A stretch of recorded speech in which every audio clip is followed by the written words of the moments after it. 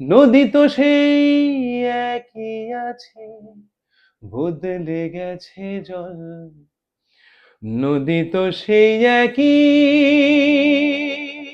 আছে, বদলে গেছে জল। এখানে গান গাওয়ার জন্য আগের বার কিন্তু 100 বেশি লোক অডিশন দিতে এসেছে বাহ ছাদে গান গাওয়ার জন্য। বাহ।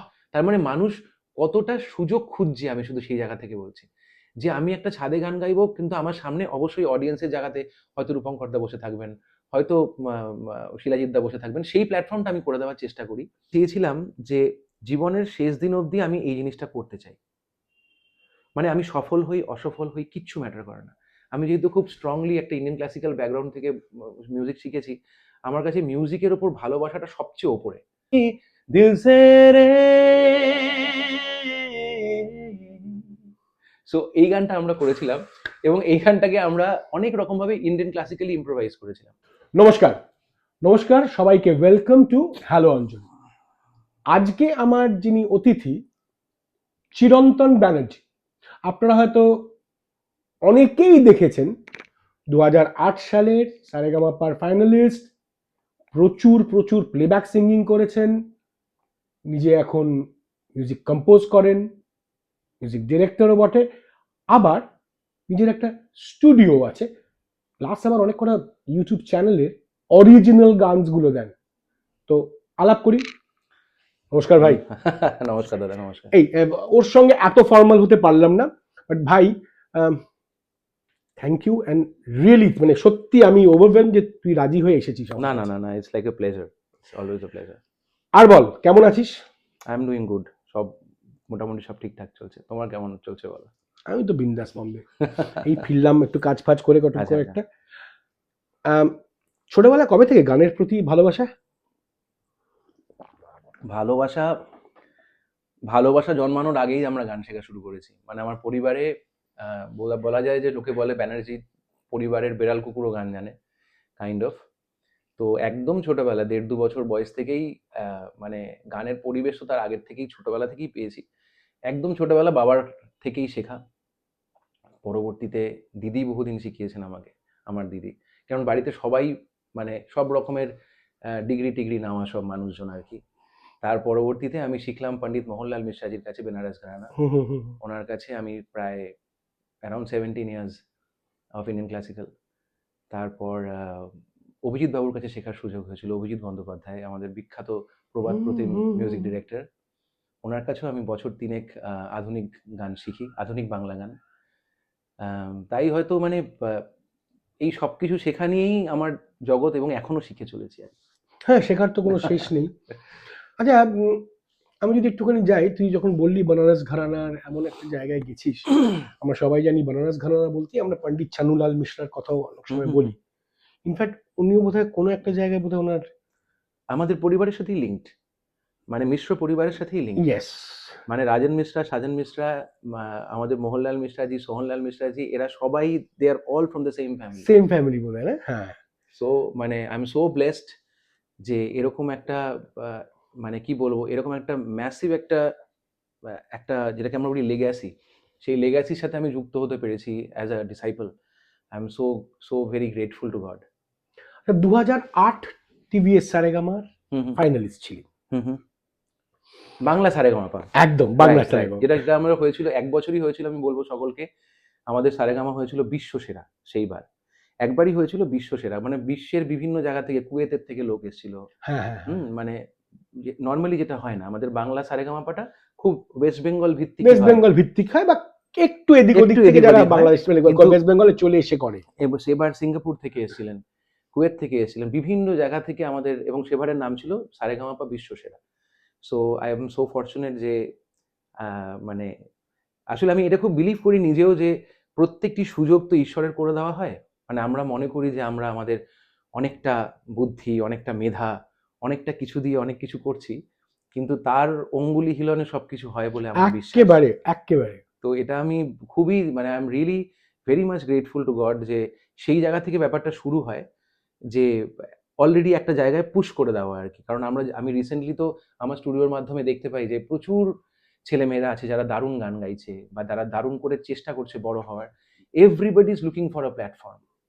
সো এই প্ল্যাটফর্মটা যদি কারোর জীবনে চলে আসে, তখন কিন্তু জিনিসটা ডেফিনেটলি একটু হলেও মানে ব্যাপারটা ক্যাটালিস্ট হিসেবে কাজ করে। মানে ইট ইজ লাইক মানে তোমার এগোনোটা আরো দ্রুত হয়। তো I am really thankful to G, I am really thankful to all my mentors and of course my Guruji. Like সেখান থেকে দ্য জার্নি অল স্টার্টেড। 2008-এর সারেগামাপার কয়েকটা গান তোকে খুব ফেমাস করে দেয়, তার মধ্যে তোর মনের মধ্যে কোনটা গেঁথে আছে? এটা বলা আমি কেন বলছি যে আমি কেন প্রশ্নটা করলাম নিশ্চয়ই বুঝতে পারলি, কারণ তোকে কিছু গান তখন 2008 থেকে একটা ব্র্যান্ড তৈরি করে দিয়েছিল। এটা হয়, আর যেটা তোকে প্রতি জায়গায় গান গাইতে হয়েছে। Right right. তার মধ্যে অনবদ্য যেটা ছিল সেটা হচ্ছে, এখনো মানুষ ইউটিউবে সার্চ করে দেখতে পাবে, সেটা হচ্ছে দিল সে বলে একটি গান। সেটাকে আমি ইন্ডিয়ান ক্লাসিক্যালি একটু ইম্প্রোভাইজ করেছিলাম। আমি সেটাকে দুকলি শুনে না না না না, প্লিজ প্লিজ, না না, দুটো লাইন শুনবো, আমি কিন্তু পুরোটা শুনতে চাই না। এটা আমি না, এটা দর্শকদের আবদার হয় রে। দর্শকরা আপনাকে আবদার করছেন সত্যি করে? হ্যাঁ নিশ্চয়ই করেন, ওরা সবসময় করেন। তো এই গানটা আসলে without any instrument is difficult, but just দু লাইন গাইছি। एक सूरज निकला था, कुछ पारा पिघला था, एक आंधी आई थी, जब दिल से आह निकली थी, दिल से रे। সো এই গানটা আমরা করেছিলাম, এবং এই গানটাকে আমরা অনেক রকম ভাবে ইন্ডিয়ান ক্লাসিক্যালি ইম্প্রোভাইজ করেছিলাম। যেহেতু এই রাগটা হচ্ছে রাগ Jog, so I improvise, and on top of that তখন শানুদা, শান্তনুদা, they were like really blown away.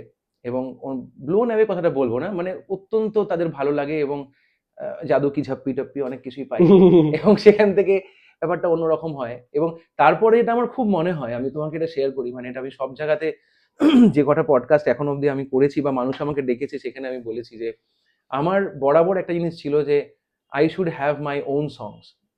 মানে যারা যারা সারেগামাপা থেকে, আমরা we are all exponents of Sa Re Ga Ma Pa, এদের জীবন শুরু হয় কে তুমি তন্দ্রাহনীন দিয়ে, হ্যাঁ হ্যাঁ, এবং জীবন শেষ হয় ও চাঁদ সামলে রাখো জোছনাকে। একটা লাগা চুনরি মেদাগ, একটা মান্না দের, একটা শ্যামল মিত্র, একটা মানবেন্দ্র মুখোপাধ্যায়, এই করে করে এবং অজস্র শো করে করে করে করে সামহাউ 25 বছর গাওয়ার পর সে দেখে যে আমার তো নিজের একটা গান লোকের কাছে পৌঁছলো না। মানে people who are already that much famous, I am even making them more famous. So আমার এটা বরাবর ছিল যে তুমি যেটা জিজ্ঞেস করলে, যে প্রথমে যেটা বললে যে অরিজিনাল গান, মানে আমি সকলকে বলবো যে আমার নাম চিরন্তন ব্যানার্জি। স্পটিফাই, গানা, সাবান, আইটিউন সব জায়গাতে চিরন্তন ব্যানার্জি দিয়ে সার্চ করুন, বা ইউটিউবে, at least you will get 100 original songs. So and original songs which few of them are very popular, like আজ ভাব কালারি, যেটা প্রচুর রিল হয়েছে, বাঁকা ঠোঁটের মুচকি হাসি, আহা কি বাহার। এই একবার একটা আমার আবদার করব, বলো। আজ ভাব কালারি। আজ ভাব কালারি গানটি আমি আর সমদীপ্তা গাই, এবং এই গানটা খুব একসময় বলবো না, এখনো খুব অনেকে প্রচুর মানুষ শুনছে। তো এই গানটা আপনারা অনেক ভালোবাসা দিয়েছেন, ধন্যবাদ সকলকে। এই গানটা দু লাইন একটু গাইছি, সমদীপ্তা ছাড়া এই গানটা গাওয়া ডিফিকাল্ট, কারণ একটা কথোপকথনের গান, বাট আমরা একটুখানি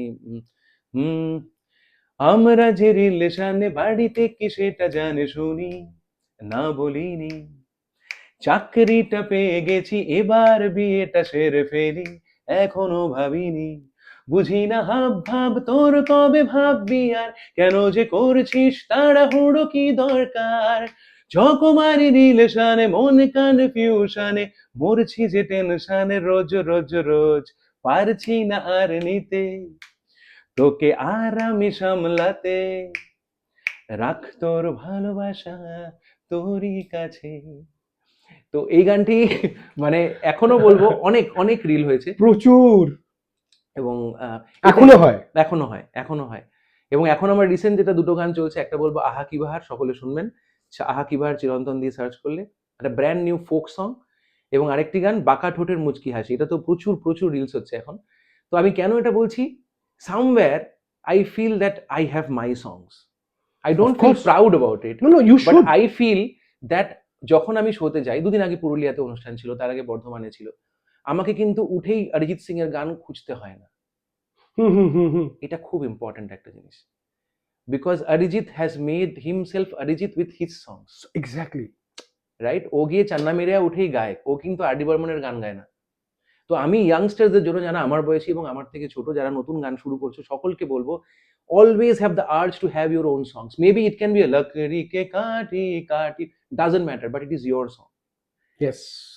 এই আইডেন্টিটি যতক্ষণ না ক্রিয়েট হচ্ছে, ততক্ষণ কিন্তু শিল্পী হিসাবে আমি যাদের সাথে সাথে আমি ঈশ্বরের অসীম আশীর্বাদে কলকাতার যত টপ আর্টিস্টরা আছেন, রিনাউন্ড আর্টিস্টরা, everybody is very close to me. You talk about Shilajit da, hmm hmm hmm. You talk about Rupankar da, Raghab da, জয়তীদি, লোপাদি, যোজদি, এনিওয়ান, আমি অন ক্যামেরা বলছি, I am very close to them. So এটা কিন্তু ওই জিনিসটা যে ওদের থেকে আমি কনস্ট্যান্ট শিখছি, যে নিজেদেরকে কিভাবে সময় টু সময় ভাঙছে। মানে লোপাদিকে চিনতে গেলে শুধু রবীন্দ্রসঙ্গীত শুনলে হবে না, কিন্তু না। লোপাদির কিন্তু ধাদিনা নাতিনা শুনতে হবে, হুম হুম হুম হুম। রাগছে আকাশ শুনতে হবে। হ্যাঁ। এগুলো আমাকে, ধরো শুভমিতাদির কথা বলছি, তখন যখন এই অরিজিনালস গুলো আমাকে, বা এর জন্য আমি নচিতার এত বড় ফ্যান, সুমনদার এত বড় fan, because they made their brand. আর যখনই আমাদেরকে কি হয়, যেহেতু আমরা অন্যদের গান গেয়ে লোকের সামনে আসি, সারেগামাপার এর গান গাইছি, তার গান গাইছি, এইটাই ট্রেন্ড হয়ে যায়। আরে এ না অরিজিতের গান দারুণ গায়, হুম এবার হুম। হয়ে গেল, তকমা পড়ে গেল, সারা জীবন শুধু অরিজিতের গান গেয়ে যাচ্ছে, বা এর গলায় না মোহাম্মদ রফির গান দারুণ লাগে। বাট এইটাই মানে আমার মনে হয় যে এটা আমার মধ্যে এই যেটাকে বলে খুজলি আর কি, এই খুজলিটা খুব আছে, যে কিন্তু আই এই শুড হ্যাভ মাই খুঁজলিটা না সংস। না, কিন্তু এই খুঁজলি থেকে তুই বেরিয়ে এসেছিস। তুই আপনারা হয়তো জানেন না, প্রচুর প্লেব্যাক করেছিস। না অবশ্যই করেছি, এবং মানে এই জিনিসটা যেটা আমি বলবো যে না, তুই সিনেমা প্লেব্যাক করেছিস কিন্তু অবশ্যই অনেক অবশ্যই কটা। অবশ্যই অবশ্যই। এবং সেখানে যেরকম আমি দ্বিখণ্ডিতর কথা বলতে পারি, কুয়াশা যখনের কথা বলতে পারি, নেটওয়ার্কের কথা আপনারা শুনলে হয়তো শুনেছেন, হয়তো জানেন না সেই গানগুলো আমার, তাও হতে পারে। তাই সকলকে বলবো, রিকোয়েস্ট করবো যে গানগুলো শুনবেন। কুয়াশা যখনের সবকটি গান আমার কম্পোজিশন করা। আমি নিজের একটি গান গেয়েছিলাম, রূপঙ্করদার একটা গান ছিল, আমার আর অন্বেষার একটি গান ছিল, রাজ বর্মনের একটি গান ছিল। তো এবার যেটা হয় মজার জিনিস, তার জন্য আমি ইন্ডিপেন্ডেন্ট মিউজিকটা আরো বেশি করি অঞ্জনদা। তার কারণটা হচ্ছে, দারুণ মন লাগিয়ে মিউজিক করলাম একটা ছবিতে, এবার সামহাউ ছবিটাই দাঁড়ালো না। এবার কি হচ্ছে, মিউজিকটাও তার সাথে টিপিক্যালি, তুমি যদি সেরকম দেখো যে এখন কিন্তু সেই ট্রেন্ডটা চলে গেছে যে ছবি অত্যন্ত ফ্লপ, গান হিট হ্যাঁ, খুব কম। খুব কম। খুব আগেকার কম। দিনে হতো, আগেকার দিনে হতো। হতো যে ছবিটা চলছে ছবিটা না, চললো না, কিন্তু গান গান বাম্পার যেরকম হিট। আশিকি ছবিটা যদি ইয়েস। তুমি বলো, ছবি হিসাবে দারুণ সফল নয়, কিন্তু গানগুলো দারুণ সফল। বাম্পার। কিন্তু এখন যদি দেখো তুমি, প্রাক্তন বলো, এবিসিডি, যত ছবি যেখানে তুমি হিট ছবি, সেখানে যখন গানগুলো পড়ছে, আরো যেহেতু প্রচারে যাচ্ছে, আরো মানুষের কাছে পৌঁছচ্ছে। তাই আমার মনে হয় যে ঘটনাচক্রে যেই ছবিগুলোতে মিউজিক করেছি, অনেকগুলোই বেশ, এখন অব্দি অনেকগুলোতে করেছি, সামহাউ লাস্ট মোমেন্টে প্রডিউসারের বাজেট কম বলে কম হলে রিলিজ হলো, বেশি লোকের কাছে পৌঁছলো না, এই যা চলছে একটা। তো তখন মনে হয় যে না, ইন্ডিপেন্ডেন্ট, আমি কেনই তুমি 4টে চ্যানেলের কথা বললে, তার কারণ হচ্ছে যে আমি ডিভোশনালে যেরকম ডিভোশনাল অরিজিনাল তৈরি করি, শিব ঠাকুরের গান, হ্যাঁ মানে রামের গান, যখন রামনবমী আসছে, হুম হুম গত হুম। বছর তাই করেছি। শিব শিব শঙ্করায়া করেছিলাম গত বছর শিবরাত্রিতে। সেরকম আবার যখন যেই মুড আছে, যখন হোলি আসছে, হোলির জন্য নতুন গান, বাহ। বাংলা নতুন গান, পুজোর সময় পুজোর গান, পয়লা বৈশাখের সময় নতুন গান, আবার কনস্ট্যান্ট আমার হিন্দি প্রোডাকশনস চলতে থাকে। মানে আমার যেহেতু হিন্দিটা খুব প্রিয় একটা ল্যাঙ্গুয়েজ এবং সাবজেক্ট, তো আমি প্রচুর হিন্দি গানও কম্পোজ করেছি। সো সকলকে অনুরোধ করব, এই পডকাস্টের মাধ্যমে যারা অঞ্জনদাকে ভালোবাসেন, যারা এই পডকাস্টকে ভালোবাসেন, তারা আমার পাশে থাকবেন, এবং অবশ্যই বিভিন্ন নতুন গান শুনে আমাকে জানাবেন কেমন লাগলো। রাদার দ্যান চিরন্তন ব্যানার্জি সার্চ করে, চিরন্তন তোমার ওই মান্নাদের গানটা যা গিয়েছিল অসাধারণ, মানে ওটার থেকে আমি বেশি খুশি হব যদি আমার কোনো গান আপনার ভালো লাগে। বাট ছাদের হাট বলে একটা অনুষ্ঠান আমি করি, হুম হুম হুম। সেই ছাদের হাট অনুষ্ঠানটায় কিন্তু প্রায়, আমি তোমায় বলছি, ছাদে গান গাওয়ার জন্য, মানে আমার যে স্টুডিওর ছাদ, সেখানে গান গাওয়ার জন্য গতবারের আগের বার কিন্তু 100 বেশি লোক অডিশন দিতে এসছে বাহ ছাদে গান গাওয়ার জন্য। বাহ।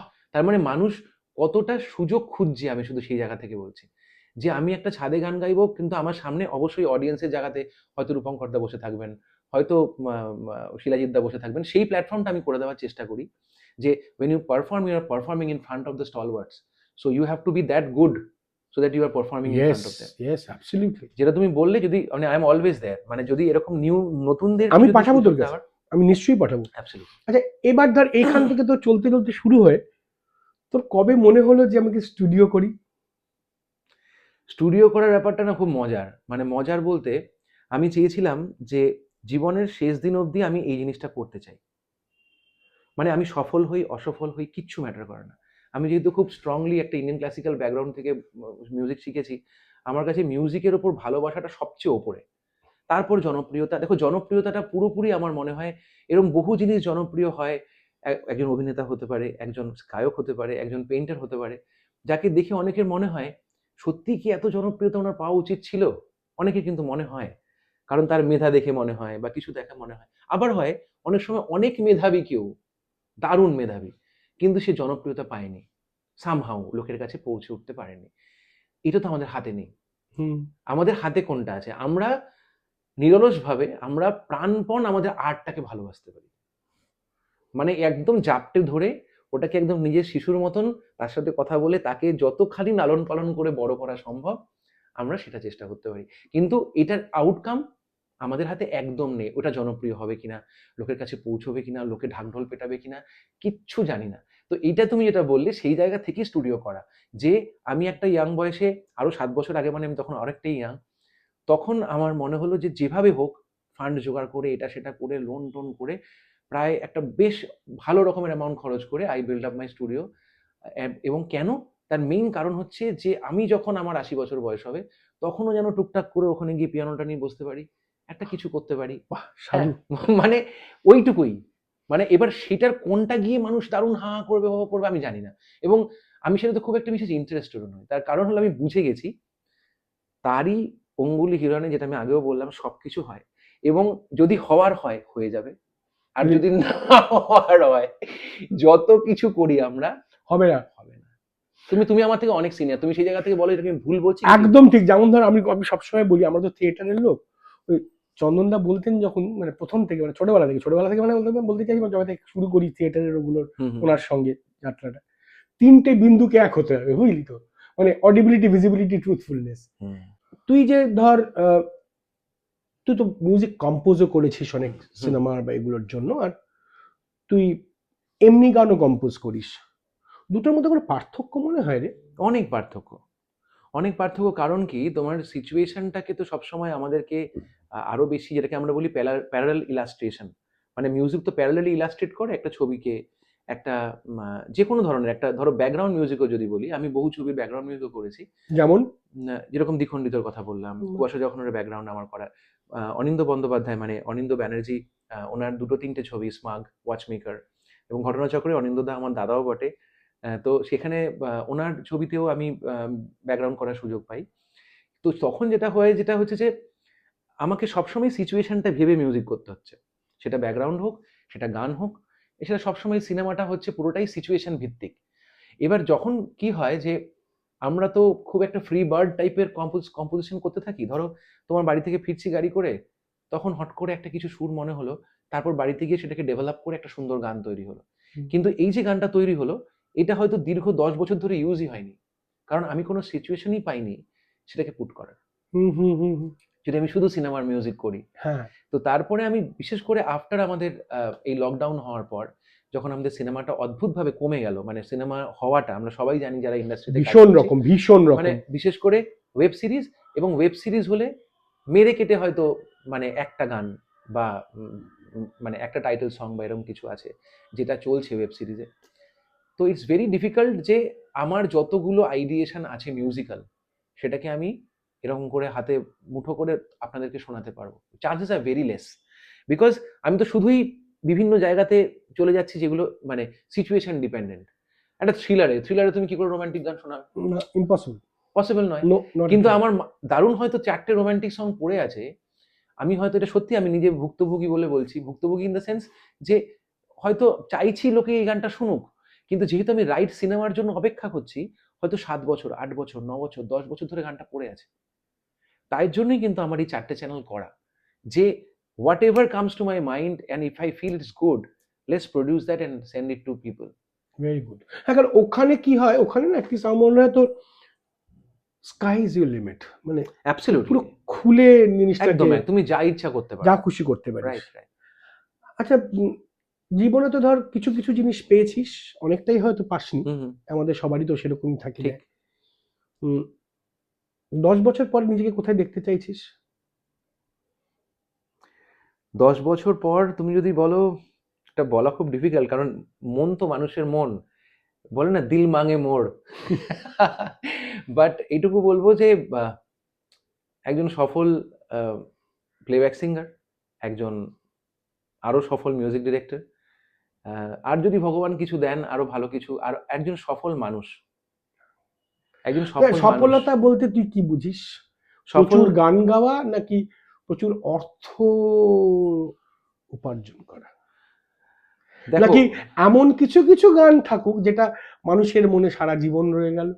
এটা যেটা বললে এটা হচ্ছে অ্যাবসলিউটলি আমার কাছে সফলতা মানে তাই, একদম। যেখানে আমি একটা জীবনটা চলে যাওয়ার পরে একটা নতুন জীবন পাবো।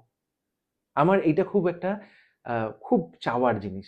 ঈশ্বর যদি করেন, আমি ঈশ্বরের কাছে কি বলবো, চির কৃতজ্ঞ থাকবো আর কি। মানে আমি এটা বললে হয়তো খুব ইমোশনাল হয়ে যাবো, বাট আমার বাবাকেও আমি সবসময় বলতাম যে আমি যেদিনকে চলে যাব সেদিনকে যেন আমারই একটা গান বাজে। একটা জিনিস আমি তোকে জিজ্ঞেস করব, কারণ আমি তোর সঙ্গে এখানেই শেষ করব না। হুম হুম আহ, তোর ওই যে 4টে চ্যানেল, হুম হুম সেটার গান বাজনা নিয়ে আমরা আরেকটা এপিসোড করব, হয়তো কন্টিনিউ এপিসোড করবো না, কারণ আপনারা না বেশি টানা দেখতে দেখতে চান না। হ্যাঁ, মানে এটা তো নিশ্চয়ই True, মানবি, true, true, true. মানুষের না ধৈর্য কমে গেছে, একদম একদম এই জিনিসটা খুব ফাস্ট হয়ে গেছে। একদম। টাক টাক টাক, 17 সেকেন্ড, 19 সেকেন্ড এবং হয়ে তুমি গেল। যদি দেখো অঞ্জনদা, এই যে ধৈর্যের ব্যাপারটা তুমি বললে, মানুষ এখন কি লেভেলের রিলেশনশিপে যে ব্রেকআপ হচ্ছে বা সব জিনিস আমি যা দেখতে পাচ্ছি আশেপাশে, তার একটা বিশেষ কারণ কিন্তু আমার কারোর ওপরেই ধৈর্য নেই। মানে হচ্ছে সে একটা ভুল করলো, সে তো ভুল করতেই পারে, সে তো একটা মানুষ, কিন্তু আমি যে তাকে ক্ষমা করেও এগিয়ে যাব এটা কিন্তু নয়, এটা কিন্তু নেই আর। কারণ মানুষের কাছে এত অপশনস চলে এসছে সব জায়গাতে, তাই এর জন্য বন্ধু বান্ধব সব কটা রিলেশনশিপ দিনকে দিন আরো ফ্র্যাজাইল হয়ে যাচ্ছে বলে আমার মনে হয়। আর তাহলে এই পয়েন্টে একটা জিনিস তোকে জিজ্ঞেস করে আস্তে আস্তে এই আজকের এপিসোডটাকে আমরা শেষ করব। হুম হুম। চিরন্তনের মনের যদি আমি কিছু জিজ্ঞেস করি, মানে একেবারে যেটা দিয়ে আনন্দ পেয়েছে এখনো অবধি, একটা সাংঘাতিক ভালো গান গেয়ে নাকি একটা অসম্ভব কিছুকে সৃষ্টি করে, দুটোই খুব ভালো লাগার জিনিস, টানে কোনটা বেশি? সৃষ্টি, সৃষ্টিটা আমাকে টানে বেশি। কারণ হচ্ছে So sweet. আমাকে ওইটা একটা খুব ছোটবেলা থেকে যে যেটাই হবে, মানে একটা ছিল না বাবুই পাখির বাসা, ছোটবেলা আমরা পড়েছিলাম যে নিজ হাতে গড়া মোর কাঁচা ঘর খাসা। কাঁচা হতে পারে কিন্তু ওটা আমার নিজের। এইটা একটা দারুণ আমার লাগে। যখন ধরো দেবুদার সাথে আমি অনেক কাজ করেছি, দেবজ্যোতি মিশ্রের সাথে, বা এসে যখন দেবুদা নিজে মুখে বলছে যে তোর আমি এতগুলো গান শুনেছি, দারুণ দারুণ কম্পোজিশন করছিস, সেটা করছিস, তখন মনটা ভরে ওঠে। একটা গুণী লোক নিজেও। কারণ না হলে কি বলতো, ধরো একটা গানকে গাওয়ার জন্য তো 100টা লোক আছে, চিরন্তনের থেকেও ভালো আছে, তার থেকেও ভালো আছে, তার থেকেও ভালো আছে, হ্যাঁ হ্যাঁ, কিন্তু যার জন্য আমার যে রেসপেক্ট সবার উপর ডেভেলপ করে, লাইক শিলুদা, লাইক মানে এনিওয়ান, যে এরা কিন্তু নিজের নিশটাকে বানিয়ে নিয়েছে, নিজের নিজের ওয়েটাকে খুঁজে নিয়েছে, উইচ ইজ ওয়ান্ডারফুল। তো সেটাকেই আমি বলবো যে আমিও সেটা চাই, গোয়িং অ্যাহেড আরো বেশি করে চাই। আচ্ছা। আর আমি আপনাদের যেটা সবসময় বলি, যারা যারা হ্যালো অঞ্জন দেখছেন, যদি ভালো লেগে থাকে সাবস্ক্রাইব করবেন, লাইক করবেন, কমেন্ট করবেন, শেয়ার করবেন, আমাদের সঙ্গে থাকবেন। আর কথা দিচ্ছি, চিরন্তন ফিরে আসবে। ওই যে আরো কতগুলো জিনিস নিয়ে আড্ডা মারবো, কিন্তু এখানে শেষ করলাম না, জানেন তো। মানে আজকে একটু অন্যরকম ভাবে শেষ করব, আমরা সবাই মিলে ওকে একটা রিকোয়েস্ট করব, ও 2 কলি বা 4 কলি শুনিয়ে শেষ হবে। এটা প্রথমবার হ্যালো অঞ্জনের পডকাস্ট শেষ হচ্ছে আমার রিকোয়েস্ট দিয়ে নয়, ওর গান দিয়ে। তো ভালো থাকুন, ভালো রাখুন, সুস্থ থাকুন, সুস্থ রাখুন। সামনের সপ্তাহে আবার দেখা হচ্ছে। ওকে, একটা নিজের গানই গাইছি।